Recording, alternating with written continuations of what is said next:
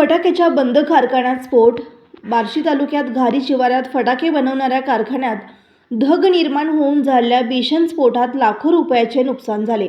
पावसामुळे कारखाना 5 दिवसापासून बंद असल्याने जीवितहानी टळली. ही घटना शुक्रवारी 21 जून 2024 रोजी सकाळी 10 वाजण्याच्या सुमारास घडली.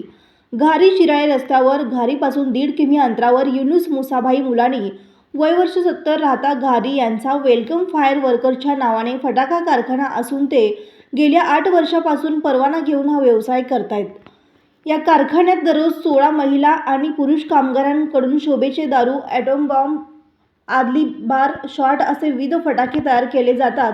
शुक्रवारी सकाळी 10 वाजता केमिकल असलेल्या खोलीत अचानक स्फोट झाला. स्फोटाने लगत असलेले 2 खोल्या आगीने कवेत घेतल्या.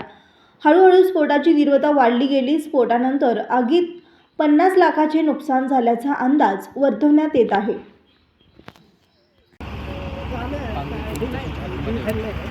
गावामध्ये फटाक्याच्या कारखान्यामध्ये स्फोट झालेला होता. आम्ही तात्काळ त्या ठिकाणी पोहोचून फायर ब्रिगेडला बोलावून आगीवर नियंत्रण आले आहे. तो आणि कोणतीही सदर घटनेमध्ये जीवितहानी झालेली नाही आहे आणि आम्ही परिस्थितीवर लक्ष ठेवून आहोत.